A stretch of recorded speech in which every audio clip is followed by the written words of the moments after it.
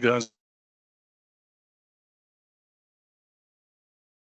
I'm just doing transcribing off. There we go. Transcribing is off. Thank you so much for bearing with me.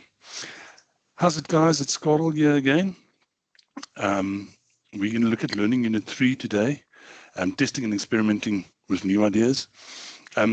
Mostly this chapter is about, or this learning unit is about looking at how do we test and what are the different types of tests. You can have a look there.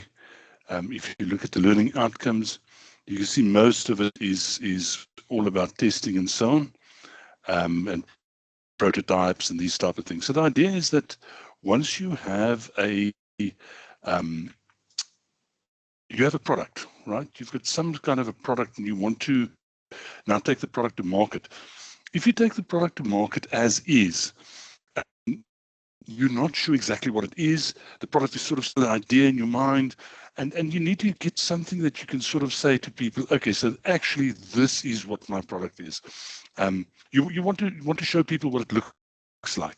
If you think about motor vehicles, they do, for example, great motor shows, and in these motor shows, mostly it's prototypes. So it's not a real car standing there. It's a prototype, or if you want to, a model of what the real car will look like once it will go into production, if it ever goes into production.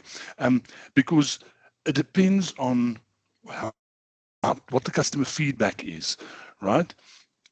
So the whole idea of this is that you would be looking at how things work. Remember, in the implementation phase, you want a cheap way, right, to test or experiment, because that strengthens those ideas. It allows you to understand that you're on the right track to meet the needs of your customers, right?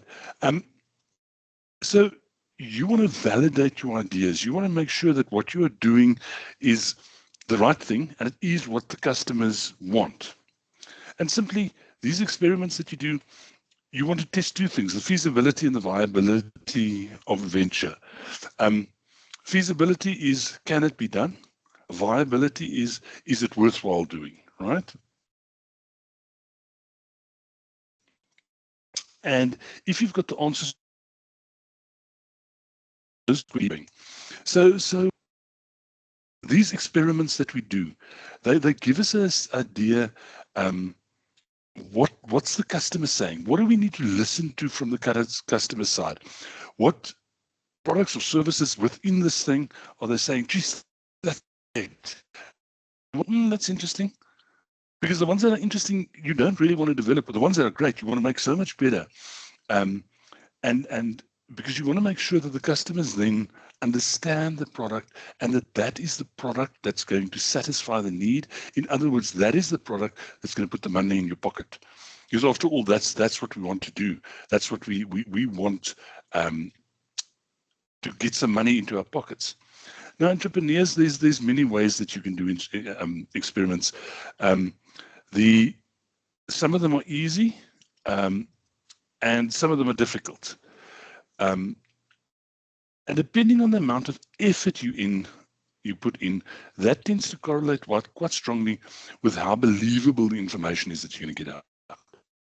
In other words, something that's quick and easy and a dirty way to do something is typically not going to give you the proper information. It's going to give you a sense. It's going to send you in the right direction, but it's not going to be something that you want to put millions on.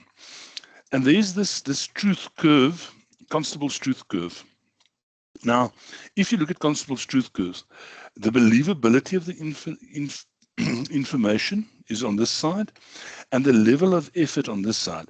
And as you can see, as we go from a straight interview with a customer, which is quick and easy, all the way and so on. When we get to there, then we're talking real business.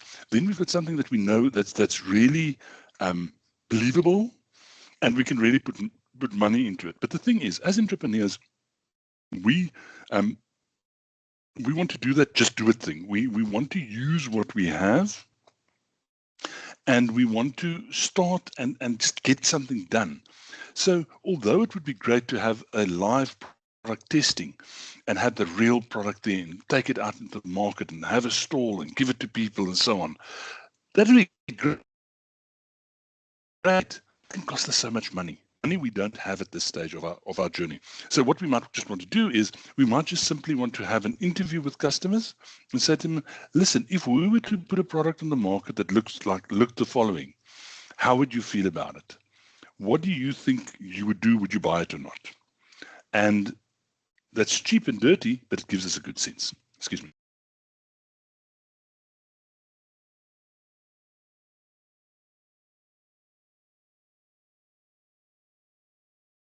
Sorry, it's the season of dust and storms in the Cape, so I've got a frog in my throat and I've got a scratchy nose and so on. So yeah, apologies for that. So one of the first ones is an interview, right? Interviews are simple. It's easy. We sit down with the customer. We say to them, listen here, this is my idea. I want to make a thing that does X, Y, and Z. I've got a creepy crawly that's going to clean the swimming pool and it's going to get out and then it's going to mow your lawn. What do you think about this idea? Do you think it's something you're interested in? And the customer can say to you, well, you know what? People don't have big pools anymore and very few people have large lawns, so I don't think it's going to be a great idea. Next, I'm going to say, heck, that's going to be so great for me because you know, I don't like mowing the lawn, and the creepy crawly does an okay job, but then I mow the lawn and then I'm messing in the swimming pool. Yeah, so I would love something that'll come out of the pool, mow my lawn, and dive back in the pool and clean my pool further. So yes, I think that's a great idea. And between all of those things, you then get a sense of what can work for you, and what is it that the customer wants, what is the customer that doesn't want. And you might find out, after speaking to many people in many interviews, you might find out this is not an idea that's going to fly. This idea of a creepy crawly climbing out and mowing the lawn and climbing back in is not actually an idea that could work for us. So then you might simply say, you know what, we're going to abandon this idea and we're going to see if we can do something else. So that's your interview. Then the next type of experiment that we can follow is a prototype, right? So this is an early version of your product, and you might do many a prototype. You might do a number of these because these are things that you might want to do repeat and say, okay, well, I've got this feedback, let's change this, customers don't like this, and you might want to continue doing these things several times. And this could be anything. A rapid prototyping, which is your crudest form of it. Wood, foam, boxes, plastic, scrap material, whatever you have, just so that you can build a model that looks like something that you can show to people, and people can sort of get an idea that they could feel it and so on. And once you've got that feedback, then you can say, well, okay, we have a sense of what's going on here. We've got a sense of what customers are feeling, and actually we might be onto something. Now let's build something a bit more refined.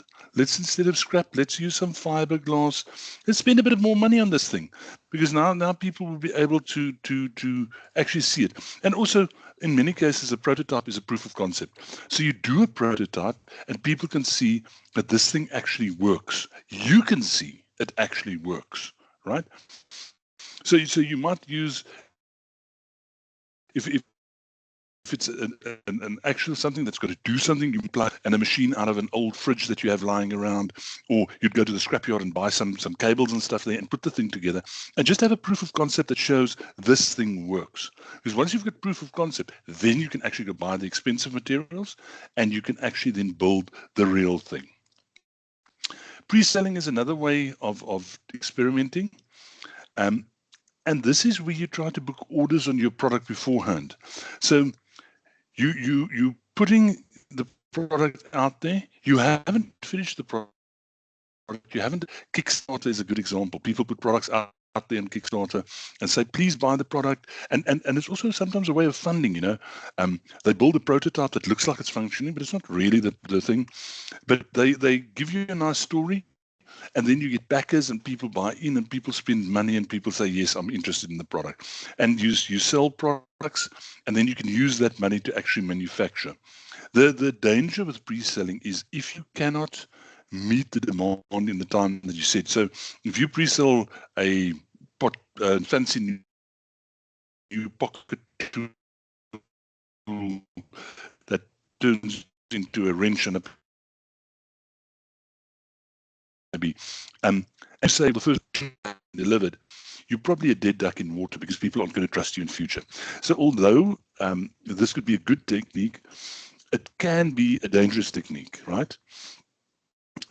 So you've got to be careful about how you use this. You've got to be far enough down the process that you know we will be able to manufacture this if people want it. Then getting to the more advanced ones, properly, but the consideration, I think it is whether the customer actually interfaces with the product. And they are actually, the test that's being happened is the technology, you've got technology behind the thing that looks like it is doing stuff for you, or looks like people are doing stuff for you, but there's actually nothing. It's just technology. So if they think they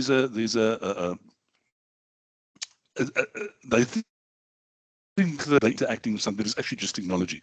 Wizard of Oz is where you are actually behind the scenes, and you're manually providing the service. So they think, for example, I'm in a virtual shop, for example, and I'm selecting things. They're not putting things in the basket. You are actually pushing buttons behind the scene, because what they're doing is actually not really them happening or it's something happening. You are actually giving the service. Think of an AI service that you're trying to test, and you want people to ask the AI questions, and you're sitting in the background and you're typing the answers for them. That's how the Wizard of Oz type of idea works. Now we get to the live product testing. So now you have a product, you put the product out in the market, and you've because of all the testing that you've done, you've gathered enough information, so you can actually now validate and put the product out there in the market. But now you can take that product and that live experiments, you can now go and say, well, there's the product. I can now do this, and I can now ask people questions about the real product, and I can get on. That really helps you. Now, if you look at go back to the Constable's truth curve, there's other things, the prototypes and the storyboards and so on are also things that we can look at a bit more. And I think this is also aimed at your assignment. So prototypes, prototypes can take many forms. The fact of a prototype is it's something that looks like the real thing. It's shaped like it may even looks like the real thing. But minimum viable product, or MVP, it's a product that it's that version of a product that will allow you to collect the maximum amount of information, but still with the least effort. So it's got to be almost like the real product, but you have to build the product, right? It should meet the needs of the customer. It should be able to be and work like absolute minimum viable product, right? It's the first functional version of that product that you have. Prototypes going further down, you've got the rapid prototypes. I spoke about that earlier, but that's crude models, and they could be either paper models or storyboards, and storyboards a little bit later, because storyboards are also an important way to look at things. So it doesn't have to be an actual thing. You can write it out. Then you get your mock-ups. And these are models. If you've seen an architectural model of a building where they've made a model of what the building is going to look like that they're going to build for you. Now that's a typical mock-up prototype. It lacks the functionality. It's a replica in essence, but it gives you a very good idea of what it's going to look like, right? Then we move on to the next highest level. And remember, as we move down this list, it's becoming more and more expensive. It's taking more time. And your product needs to be more and more refined. So you need to really start getting to the point where you actually have a product, right? You don't need a factory, but you need a product. So high fidelity prototypes, it's a sophisticated version of a mock-up. It allows users to test. When they push the buttons, things happen. When they apply for a service, like through an app, the customer functions are there. Some of the animation is there. And they can basically do what they want to do. Sometimes you Lego prototype. So your high fidelity prototype is basically your highest prototype, but you do get people then that do a different thing, and this is not as expensive, but they use Lego prototypes. So that's closer to your mock-up or rapid prototypes, where they use Lego to build a prototype of an insulin. In one case, I think it's one is IDEO used Lego and actually built a functioning insulin injection device, right? So if you can use something like Lego, a functioning model that works as well as a high fidelity prototype, but you probably get away with it cheaper, if it's that type of thing that you busy using. So role playing. These are other types of prototypes. So role playing allows you to be the user. You step into the shoes of the user, and you experience and test the product yourself, and you see, how do you like that product? What do you think about this product? Is it something that you want to do? So we spoke about Wizard of Oz, which is where there's a prototype. You think you're dealing with a virtual assistant, but it's actually a real person. And then user-driven prototypes. This is where you speak to users and you say to them, if you were to build a product to do X, Y, and Z, what would this product look like?